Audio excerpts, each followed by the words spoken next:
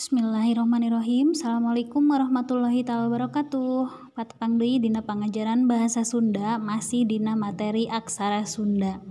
Upami dina lembungan sata acana hidup diajar ngeunaan aksara suara atanapi sora vokal, di mana sora vokal dina aksara Sunda teh aya 7. Di antawisna aya a, i, u, e, o, e jeung e.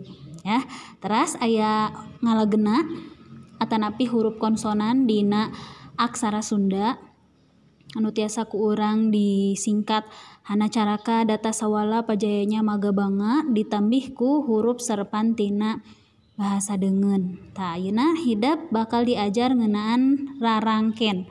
Sangkan hidep tiasa nulis nami sewang-sewangan ku aksara Sunda.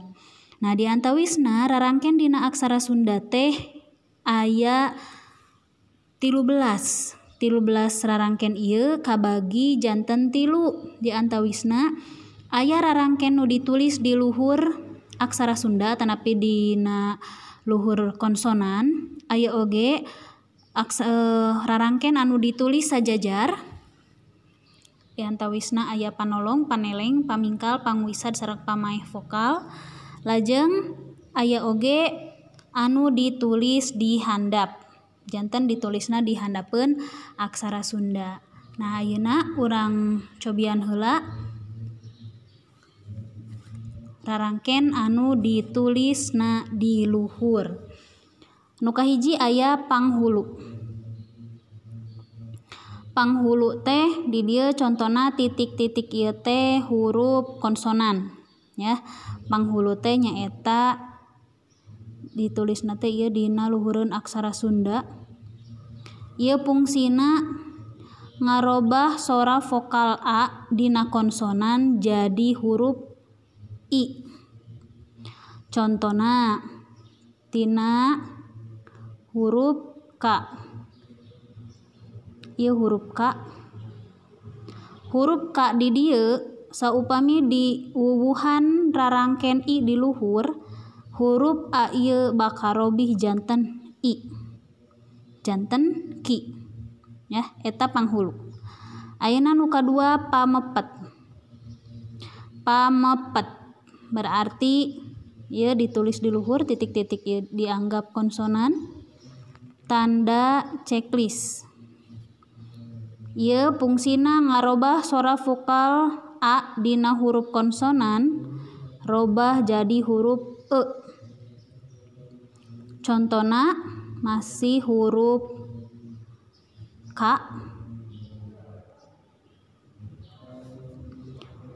Ieu huruf k saupami ditambihan rarangken e ditulisna di luhur. Nah si huruf a dina huruf k ieu bakal robih jadi e. Jadi dibacana ke. Anu katilu paneuleung. Paneuleung berarti ieu huruf e. Titik-titik ieu anggap konsonan, bentukna tanda checklist tapi aya garis deui. Jadi garisna aya 2. Pami pamepet mah hiji, pami paneuleung mah checklistna aya garisan.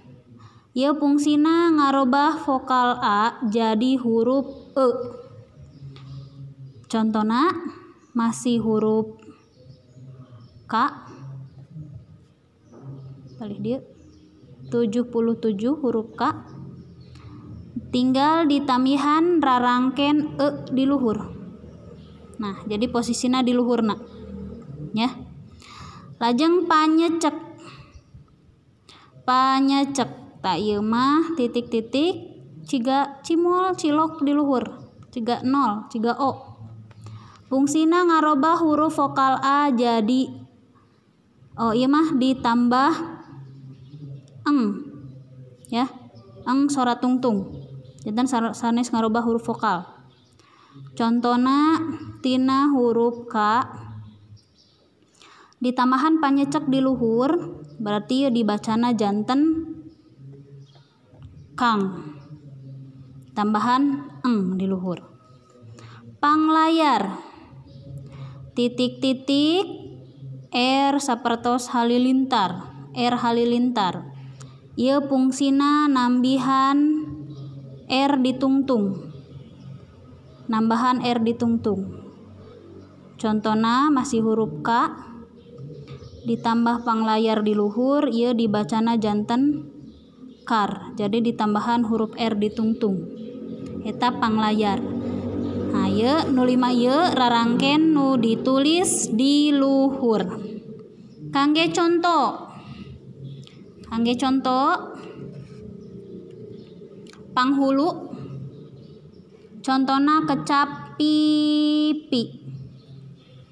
Berarti tina huruf pa jeung pa. Papa hoyong jadi pipi, simpen rarangken I di luhur. Simpen rarangken panghulu di luhur. Nu tadi fungsina ngarobah vokal A jadi I. Simpen di dieu. Sapertos angka 7 tapi alit. Proporsina sapertos satengah nanya atau nepi saparapatna. Ieu robih sora jadi pipi. Ayeuna pamepet.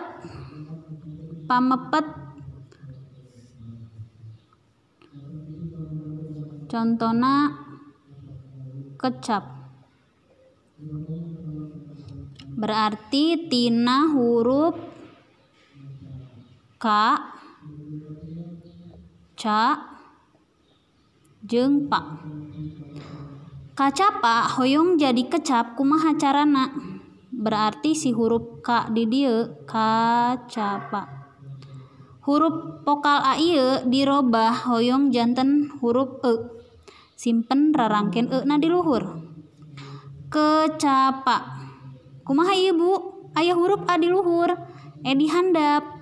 Hoyongna huruf P hungkul. Kumaha carana ngaleungitkeun si huruf A ieu? Simpen aya nu disebat rarangken pamaeh vokal. Namina oge pamaeh vokal berarti tukang maehan sakur huruf vokal. Ieu mah ditulisna sajajar ke dina bahasan salajengna. Ya. Terus ayeuna paneuleung.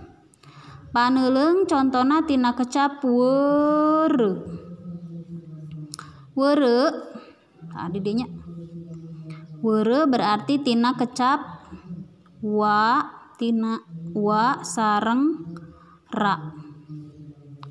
Wara.